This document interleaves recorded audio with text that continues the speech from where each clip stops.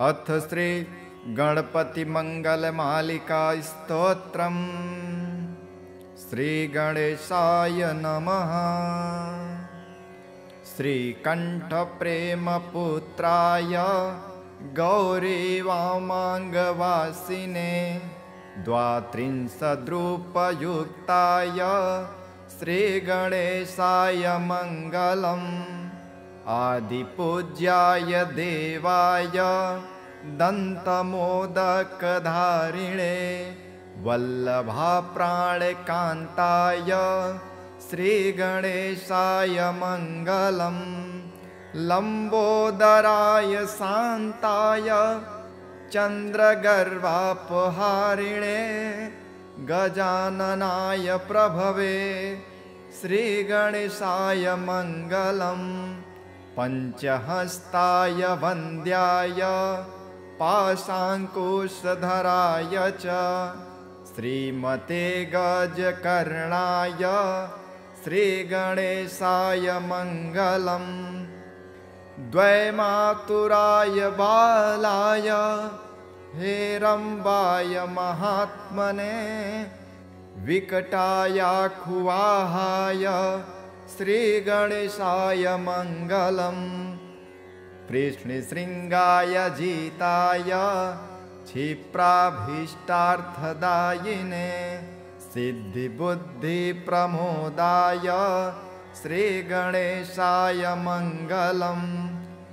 विलम्बे यज्ञसूत्राय सर्वविघ्ननिवारिणे दुर्वादलसुपूज्याय श्रीगणेशाय मङ्गलम्।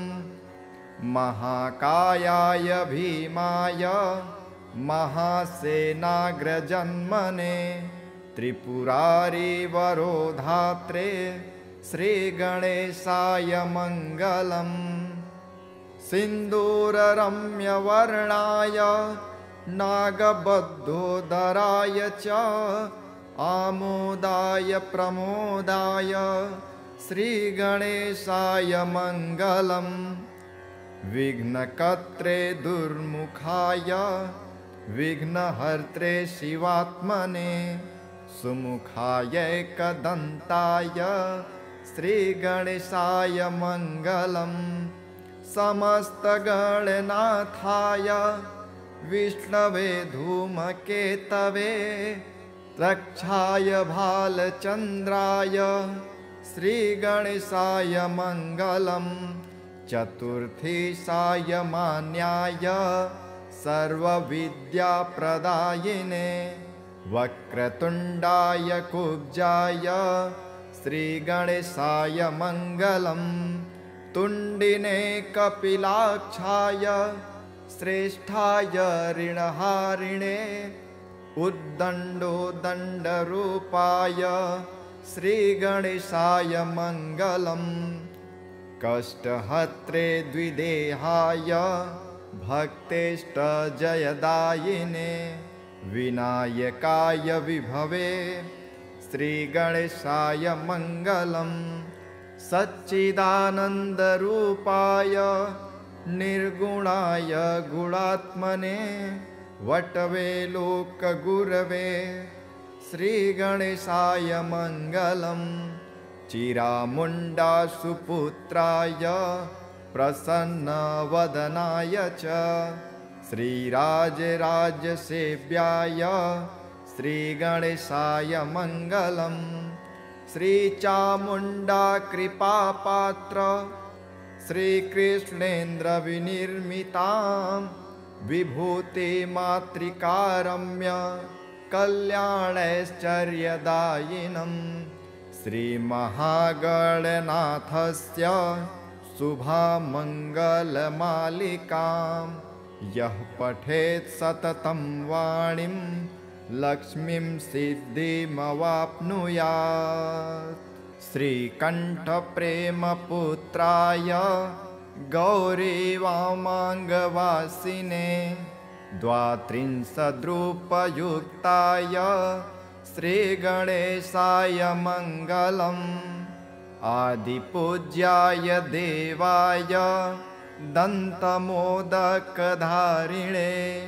वल्लभाप्राणकान्ताय श्रीगणेशाय मङ्गलम् लम्बोदराय शान्ताय चन्द्रगर्वापहारिणे गजाननाय प्रभवे श्रीगणेशाय मङ्गलम् पञ्चहस्ताय वन्द्याय पाशाङ्कुशधराय च श्रीमते गजकर्णाय श्रीगणेशाय मङ्गलम् द्वैमातुराय बालाय हेरम्बाय महात्मने विकटायाखुवाहाय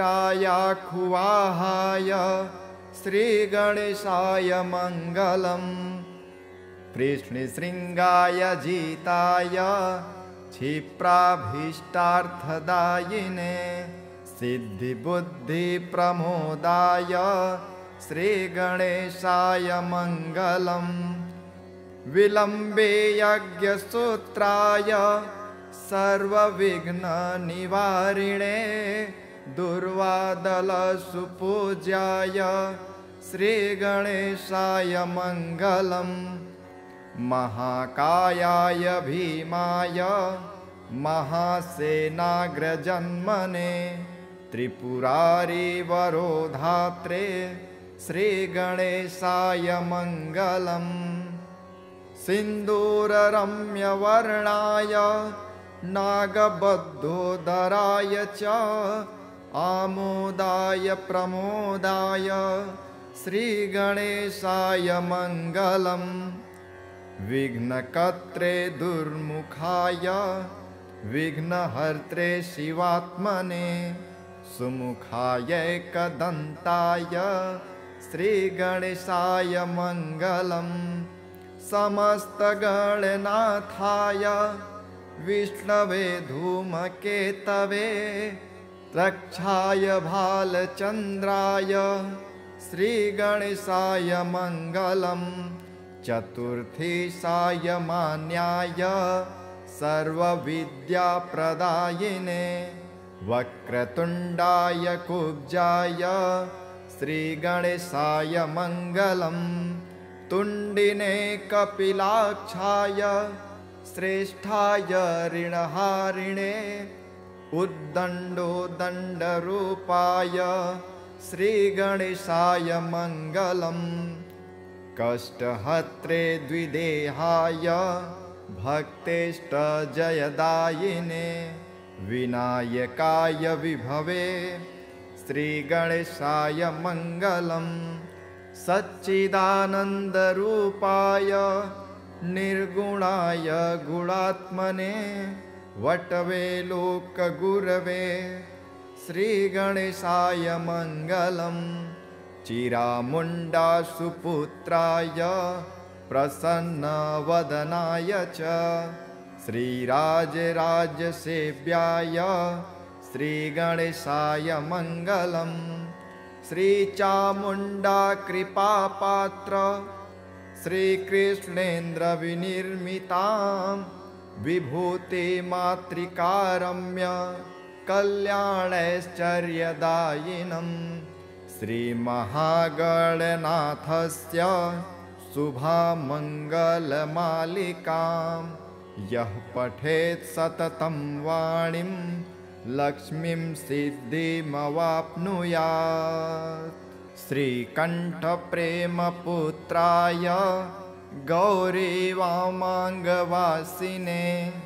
द्वात्रिंशद्रूपयुक्ताय श्रीगणेशाय मङ्गलम् आदिपूज्याय देवाय दन्तमोदकधारिणे वल्लभाप्राणकान्ताय श्रीगणेशाय मङ्गलम् लम्बोदराय शान्ताय चन्द्रगर्वापहारिणे गजाननाय प्रभवे श्रीगणेशाय मङ्गलम् पञ्चहस्ताय वन्द्याय पाशाङ्कुशधराय च श्रीमते गजकर्णाय श्रीगणेशाय मङ्गलम् द्वैमातुराय बालाय हेरम्बाय महात्मने विकटायाखुवाहाय श्रीगणेशाय मङ्गलम् कृष्णशृङ्गाय जिताय क्षिप्राभीष्टार्थदायिने सिद्धिबुद्धिप्रमोदाय श्रीगणेशाय मङ्गलम् विलम्बे यज्ञसूत्राय सर्वविघ्ननिवारिणे दुर्वादलसुपूज्याय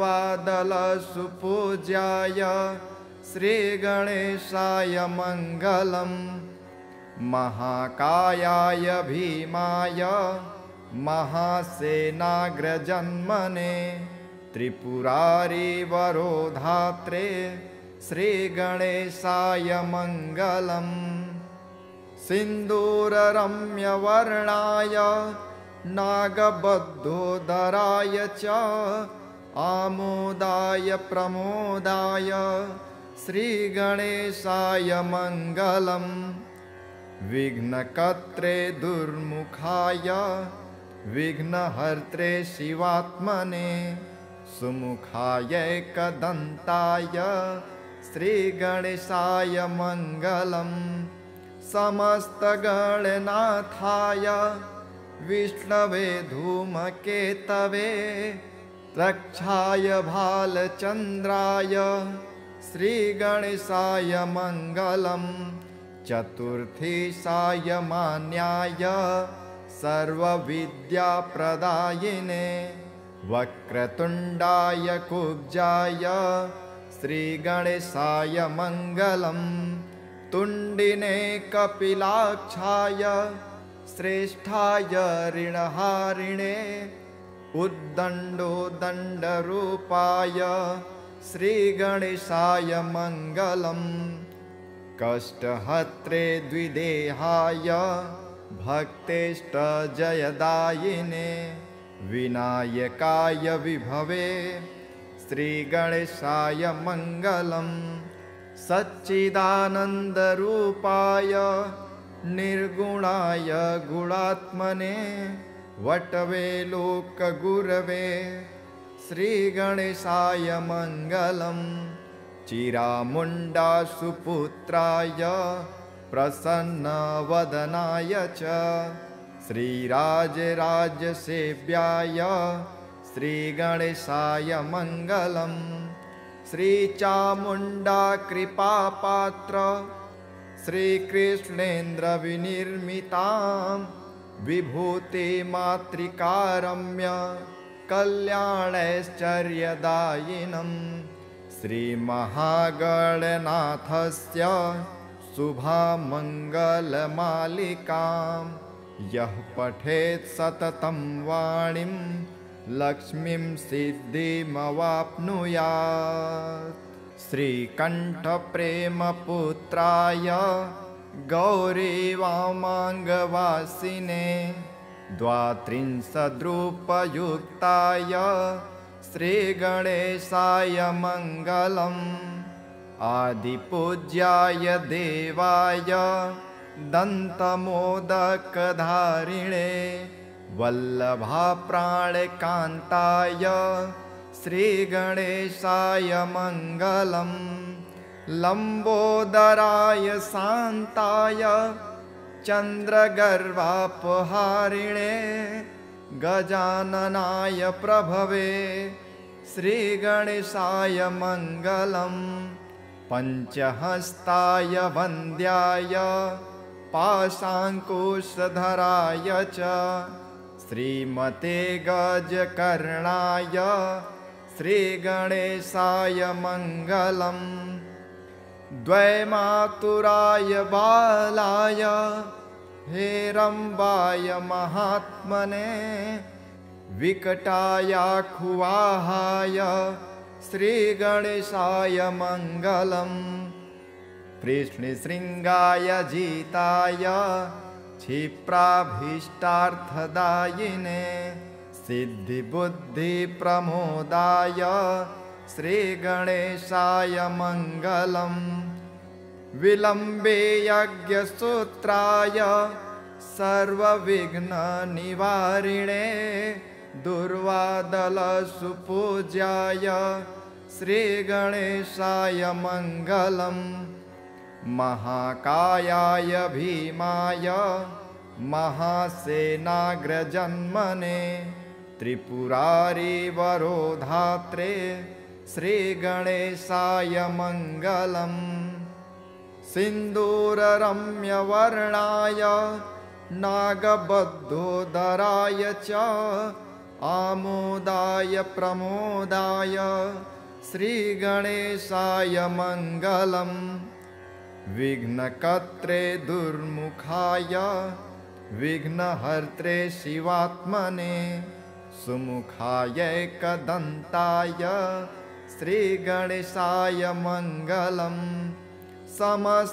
समस्तगणनाथाय विष्णवे धूमकेतवे रक्षाय भालचन्द्राय श्रीगणेशाय मङ्गलम् चतुर्थी सायमान्याय सर्वविद्याप्रदायिने वक्रतुण्डाय कुब्जाय श्रीगणेशाय मङ्गलम् तुण्डिने कपिलाक्षाय श्रेष्ठाय ऋणहारिणे उद्दण्डोदण्डरूपाय श्रीगणेशाय मङ्गलम् कष्टहत्रे द्विदेहाय भक्तेष्टजयदायिने विनायकाय विभवे श्रीगणेशाय मङ्गलम् सच्चिदानन्दरूपाय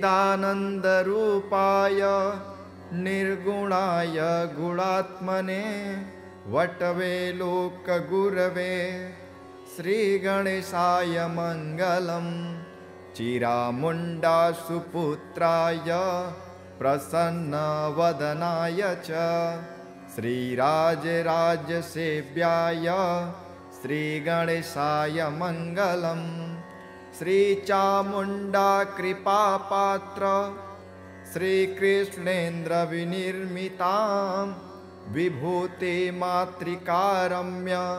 कल्याणैश्चर्यदायिनम् श्रीमहागणनाथस्य शुभामङ्गलमालिकां यः पठेत् सततं वाणीं लक्ष्मीं सिद्धिमवाप्नुयात् श्रीकण्ठप्रेमपुत्राय गौरीवामाङ्गवासिने द्वात्रिंशद्रूपयुक्ताय श्रीगणेशाय मङ्गलम् आदिपूज्याय देवाय दन्तमोदकधारिणे वल्लभाप्राणकान्ताय श्रीगणेशाय मङ्गलम् लम्बोदराय शान्ताय चन्द्रगर्वापहारिणे गजाननाय प्रभवे श्रीगणेशाय मङ्गलम् पञ्चहस्ताय वन्द्याय पाशाङ्कुशधराय च श्रीमते गजकर्णाय श्रीगणेशाय मङ्गलम् द्वैमातुराय बालाय हेरम्बाय महात्मने विकटायाखुवाहाय श्रीगणेशाय मङ्गलम् कृष्णशृङ्गाय जिताय क्षिप्राभीष्टार्थदायिने सिद्धिबुद्धिप्रमोदाय श्रीगणेशाय मङ्गलम् विलम्बे यज्ञसूत्राय सर्वविघ्ननिवारिणे दुर्वादलसुपूज्याय श्रीगणेशाय मङ्गलम् महाकायाय भीमाय महासेनाग्रजन्मने त्रिपुरारी वरोधात्रे श्रीगणेशाय मङ्गलम् सिन्दूररम्यवर्णाय नागबद्धोदराय च आमोदाय प्रमोदाय श्रीगणेशाय मङ्गलम् विघ्नकर्त्रे दुर्मुखाय विघ्नहर्त्रे शिवात्मने सुमुखाय एकदन्ताय श्रीगणेशाय मङ्गलम् समस्तगणनाथाय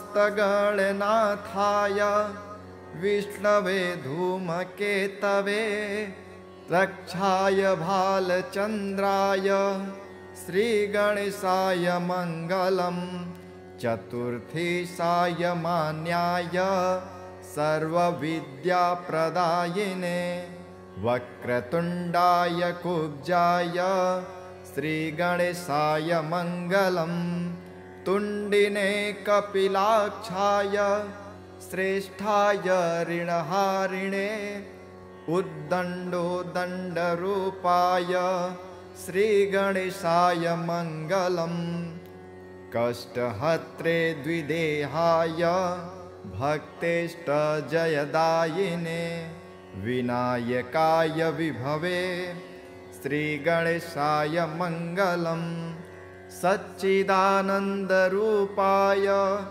निर्गुणाय गुणात्मने वटवे लोकगुरवे श्रीगणेशाय मङ्गलम् चिरामुण्डा सुपुत्राय प्रसन्नवदनाय च श्रीराजराजसेव्याय श्रीगणेशाय मङ्गलम् श्रीचामुण्डा कृपापात्र श्रीकृष्णेन्द्रविनिर्मितां विभूतिमातृकारम्य कल्याणैश्चर्यदायिनं श्रीमहागणनाथस्य शुभामङ्गलमालिकां यः पठेत् सततं वाणीं लक्ष्मीं सिद्धिमवाप्नुयात् श्रीकण्ठप्रेमपुत्राय गौरीवामाङ्गवासिने द्वात्रिंशद्रूपयुक्ताय श्रीगणेशाय मङ्गलम् आदिपूज्याय देवाय दन्तमोदकधारिणे वल्लभाप्राणकान्ताय श्रीगणेशाय मङ्गलम् लम्बोदराय शान्ताय चन्द्रगर्वापहारिणे गजाननाय प्रभवे श्रीगणेशाय मङ्गलम् पञ्चहस्ताय वन्द्याय पाशाङ्कुशधराय च श्रीमते गजकर्णाय श्रीगणेशाय मङ्गलम् द्वैमातुराय बालाय हेरम्बाय महात्मने विकटायाखुवाहाय श्रीगणेशाय मङ्गलम् कृष्णशृङ्गाय जिताय क्षिप्राभीष्टार्थदायिने सिद्धिबुद्धिप्रमोदाय श्रीगणेशाय मङ्गलम् विलम्बे यज्ञसूत्राय सर्वविघ्ननिवारिणे दुर्वादलसुपूज्याय श्रीगणेशाय मङ्गलम् महाकायाय भीमाय महासेनाग्रजन्मने त्रिपुरारी वरोधात्रे श्रीगणेशाय मङ्गलम् सिन्दूररम्यवर्णाय नागबद्धोदराय च आमोदाय प्रमोदाय श्रीगणेशाय मङ्गलम् विघ्नकर्त्रे दुर्मुखाय विघ्नहर्त्रे शिवात्मने सुमुखायैकदन्ताय श्रीगणेशाय मङ्गलम् समस्तगणनाथाय विष्णवे धूमकेतवे रक्षाय भालचन्द्राय श्रीगणेशाय मङ्गलम् चतुर्थी सायमान्याय सर्वविद्याप्रदायिने वक्रतुण्डाय कुब्जाय श्रीगणेशाय मङ्गलम् तुण्डिने कपिलाक्षाय श्रेष्ठाय ऋणहारिणे उद्दण्डोदण्डरूपाय श्रीगणेशाय मङ्गलम् कष्टहत्रे द्विदेहाय भक्तेष्टजयदायिने विनायकाय विभवे श्रीगणेशाय मङ्गलम् सच्चिदानन्दरूपाय निर्गुणाय गुणात्मने वटवे लोकगुरवे श्रीगणेशाय मङ्गलम् चिरामुण्डासुपुत्राय प्रसन्नवदनाय च श्रीराजराजसेव्याय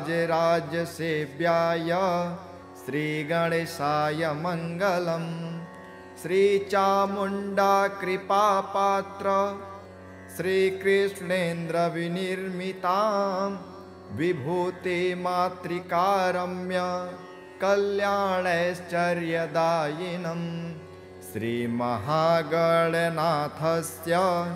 शुभामङ्गलमालिकां यः पठेत् सततं वाणीं लक्ष्मीं सिद्धिमवाप्नुयात् श्रीकण्ठप्रेमपुत्राय गौरीवामाङ्गवासिने द्वात्रिंशद्रूपयुक्ताय श्रीगणेशाय मङ्गलम् आदिपूज्याय देवाय दन्तमोदकधारिणे वल्लभाप्राणकान्ताय श्रीगणेशाय मङ्गलम् लम्बोदराय शान्ताय चन्द्रगर्वापहारिणे गजाननाय प्रभवे श्रीगणेशाय मङ्गलम् पञ्चहस्ताय वन्द्याय पाशाङ्कुशधराय च श्रीमते गजकर्णाय श्रीगणेशाय मङ्गलम् द्वैमातुराय बालाय हेरम्बाय महात्मने विकटायाखुवाहाय श्रीगणेशाय मङ्गलम् कृष्णशृङ्गाय जिताय क्षिप्राभीष्टार्थदायिने सिद्धिबुद्धिप्रमोदाय श्रीगणेशाय मङ्गलम् विलम्बे यज्ञसूत्राय सर्वविघ्ननिवारिणे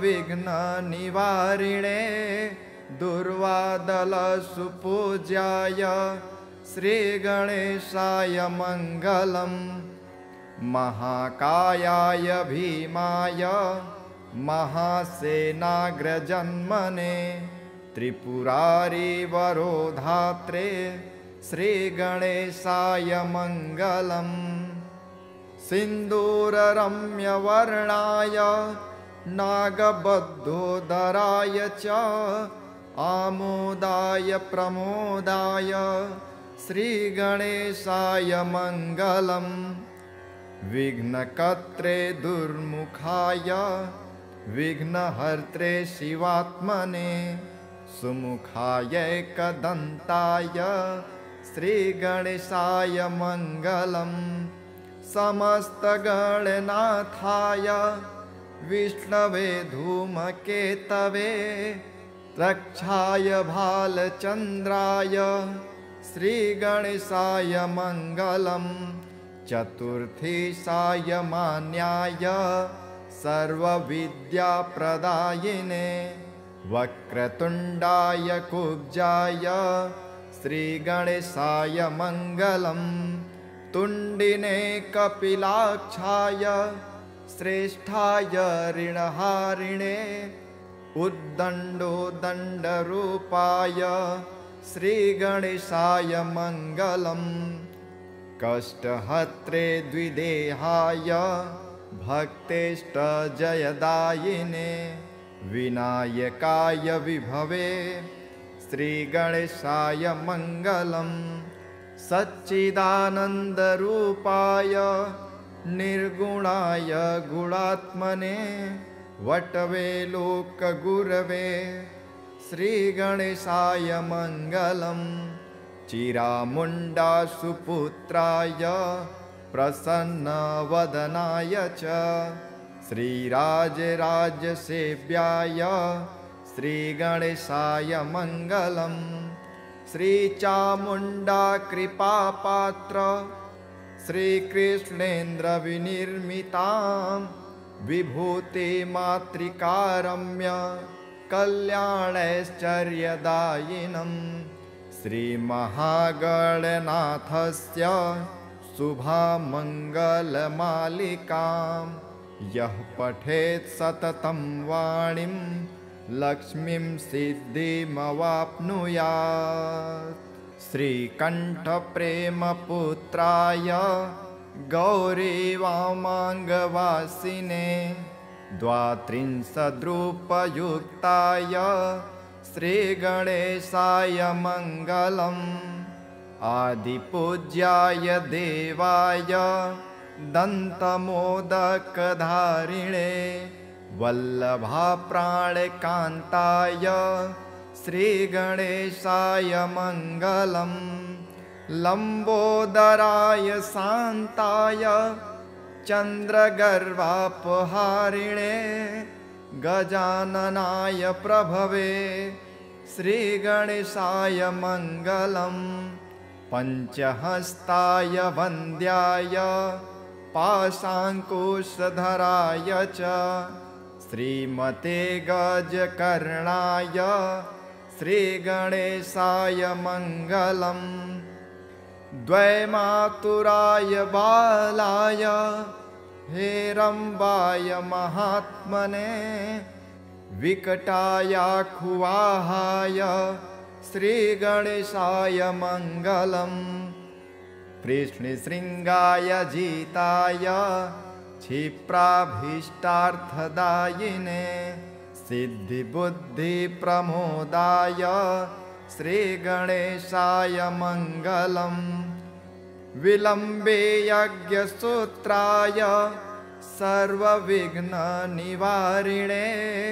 दुर्वादलसुपूज्याय श्रीगणेशाय मङ्गलम् महाकायाय भीमाय महासेनाग्रजन्मने त्रिपुरारिवरोधात्रे श्रीगणेशाय मङ्गलम् सिन्दूररम्यवर्णाय नागबद्धोदराय च आमोदाय प्रमोदाय श्रीगणेशाय मङ्गलम् विघ्नकर्त्रे दुर्मुखाय विघ्नहर्त्रे शिवात्मने सुमुखाय एकदन्ताय श्रीगणेशाय मङ्गलम्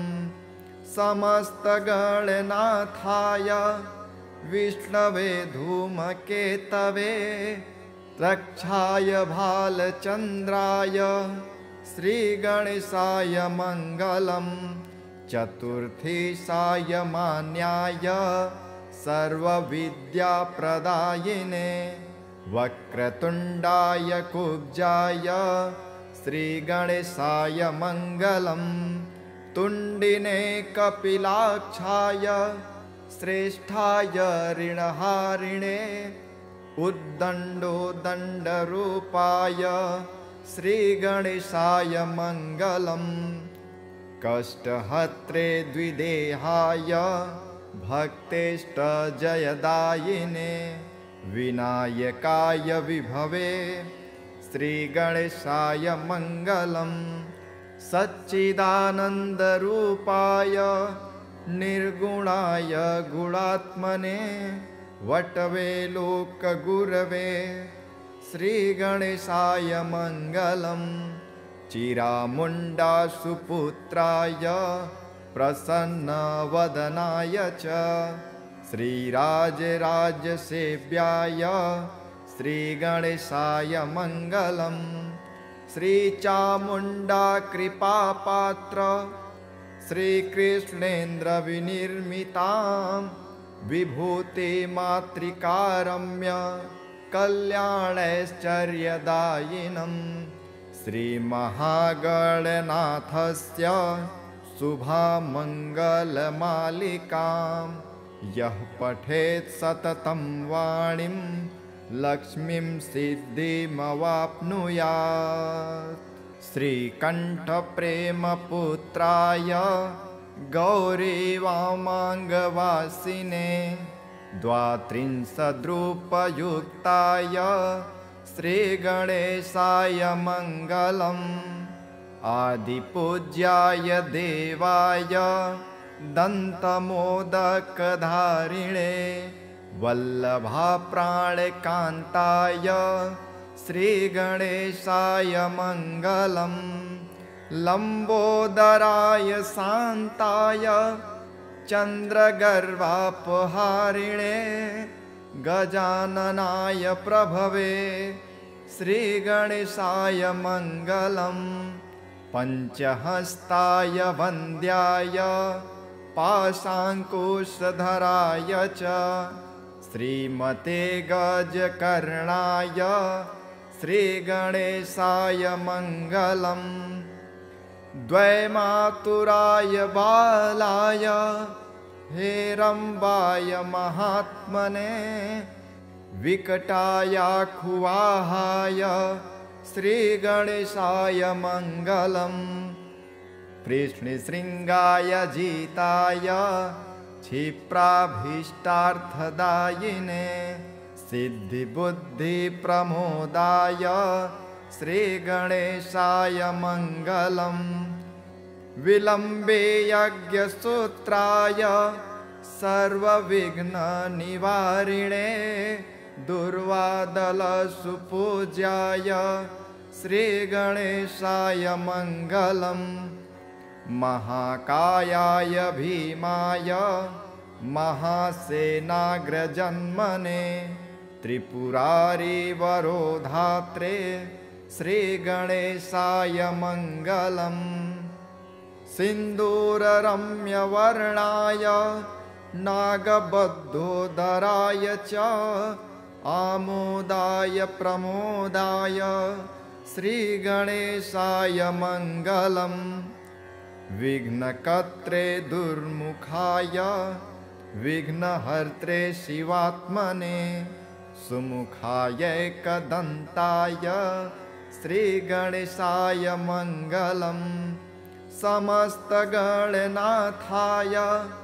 विष्णवे धूमकेतवे रक्षाय भालचन्द्राय श्रीगणेशाय मङ्गलम् चतुर्थी सायमान्याय सर्वविद्याप्रदायिने वक्रतुण्डाय कुब्जाय श्रीगणेशाय मङ्गलम् तुण्डिने कपिलाक्षाय श्रेष्ठाय ऋणहारिणे उद्दण्डोदण्डरूपाय श्रीगणेशाय मङ्गलम् कष्टहत्रे द्विदेहाय भक्तेष्टजयदायिने विनायकाय विभवे श्रीगणेशाय मङ्गलम् सच्चिदानन्दरूपाय निर्गुणाय गुणात्मने वटवे लोकगुरवे श्रीगणेशाय मङ्गलम् चिरामुण्डासुपुत्राय प्रसन्नवदनाय च श्रीराजराजसेव्याय श्रीगणेशाय मङ्गलम् श्रीचामुण्डा कृपापात्र श्रीकृष्णेन्द्रविनिर्मितां विभूतिमातृकारम्य कल्याणैश्चर्यदायिनं श्रीमहागणनाथस्य शुभमङ्गलमालिकां यः पठेत् सततं वाणीं लक्ष्मीं सिद्धिमवाप्नुयात्। श्रीकण्ठप्रेमपुत्राय गौरीवामाङ्गवासिने द्वात्रिंशद्रूपयुक्ताय श्रीगणेशाय मङ्गलम्। आदिपूज्याय देवाय दन्तमोदकधारिणे वल्लभाप्राणकान्ताय श्रीगणेशाय मङ्गलम्। लम्बोदराय शान्ताय चन्द्रगर्वापहारिणे गजाननाय प्रभवे श्रीगणेशाय मङ्गलम्। पञ्चहस्ताय वन्द्याय पाशाङ्कुशधराय च श्रीमते गजकर्णाय श्रीगणेशाय मङ्गलम्। द्वैमातुराय बालाय हेरम्बाय महात्मने विकटायाखुवाहाय श्रीगणेशाय मङ्गलम्। कृष्णशृङ्गाय जिताय क्षिप्राभीष्टार्थदायिने सिद्धिबुद्धिप्रमोदाय श्रीगणेशाय मङ्गलम्। विलम्बे यज्ञसूत्राय सर्वविघ्ननिवारिणे दुर्वादलसुपूज्याय श्रीगणेशाय मङ्गलम्। महाकायाय भीमाय महासेनाग्रजन्मने त्रिपुरारिवरोधात्रे श्रीगणेशाय मङ्गलम्। सिन्दूररम्यवर्णाय नागबद्धोदराय च आमोदाय प्रमोदाय श्रीगणेशाय मङ्गलम्। विघ्नकर्त्रे दुर्मुखाय विघ्नहर्त्रे शिवात्मने सुमुखायैकदन्ताय श्रीगणेशाय मङ्गलम्। समस्तगणनाथाय विष्णवे धूमकेतवे रक्षाय भालचन्द्राय श्रीगणेशाय मङ्गलम्। चतुर्थीशाय मान्याय सर्वविद्याप्रदायिने वक्रतुण्डाय कुब्जाय श्रीगणेशाय मङ्गलम्। तुण्डिने कपिलाक्षाय श्रेष्ठाय ऋणहारिणे उद्दण्डोदण्डरूपाय श्रीगणेशाय मङ्गलम्। कष्टहत्रे द्विदेहाय भक्तेष्टजयदायिने विनायकाय विभवे श्रीगणेशाय मङ्गलम्। सच्चिदानन्दरूपाय निर्गुणाय गुणात्मने वटवे लोकगुरवे श्रीगणेशाय मङ्गलम्। चिरामुण्डा सुपुत्राय प्रसन्नवदनाय च श्रीराजराजसेव्याय श्रीगणेशाय मङ्गलम्। श्रीचामुण्डा कृपापात्र श्रीकृष्णेन्द्रविनिर्मितां विभूतिमातृकारम्य कल्याणैश्चर्यदायिनं श्रीमहागणनाथस्य शुभमङ्गलमालिकां यः पठेत् सततं वाणीं लक्ष्मीं सिद्धिमवाप्नुयात्। श्रीकण्ठप्रेमपुत्राय गौरीवामाङ्गवासिने 32 श्रीगणेशाय मङ्गलम् आदिपूज्याय देवाय दन्तमोदकधारिणे वल्लभाप्राणकान्ताय श्रीगणेशाय मङ्गलम् लम्बोदराय शान्ताय चन्द्रगर्वापहारिणे गजाननाय प्रभवे श्रीगणेशाय मङ्गलम् पञ्चहस्ताय वन्द्याय पाशाङ्कुशधराय च श्रीमते गजकर्णाय श्रीगणेशाय मङ्गलम् द्वैमातुराय बालाय हेरम्बाय महात्मने विकटायाखुवाहाय श्रीगणेशाय मङ्गलम् कृष्णशृङ्गाय जिताय क्षिप्राभीष्टार्थदायिने सिद्धिबुद्धिप्रमोदाय श्रीगणेशाय मङ्गलम् विलम्बे यज्ञसूत्राय सर्वविघ्ननिवारिणे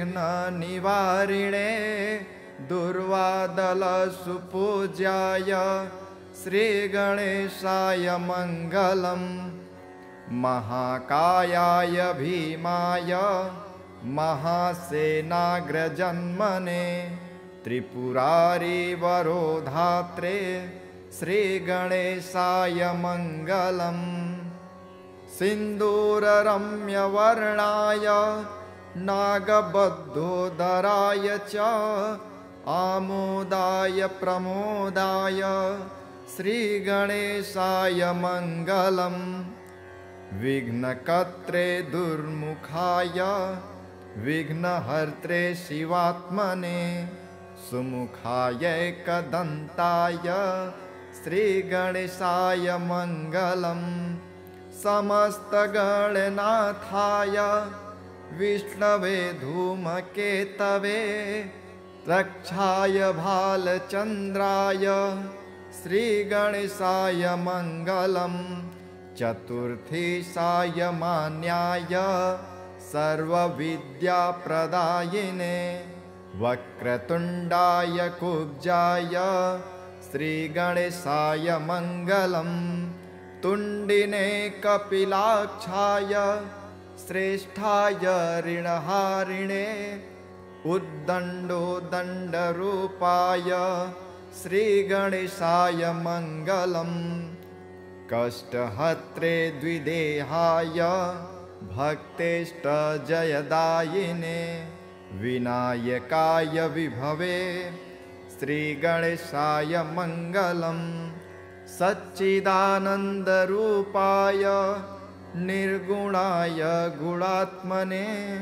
वटवे लोकगुरवे श्रीगणेशाय मङ्गलम् चिरामुण्डासुपुत्राय प्रसन्नवदनाय च श्रीराजराजसेव्याय श्रीगणेशाय मङ्गलम् श्रीचामुण्डा कृपापात्र श्रीकृष्णेन्द्रविनिर्मितां विभूतिमातृकारम्य कल्याणैश्चर्यदायिनं श्रीमहागणनाथस्य शुभामङ्गलमालिकां यः पठेत् सततं वाणीं लक्ष्मीं सिद्धिमवाप्नुयात् इति श्रीकृष्णेन्द्ररचितं श्रीगणपतिमङ्गलमालिका स्तोत्रं सम्पूर्णम्।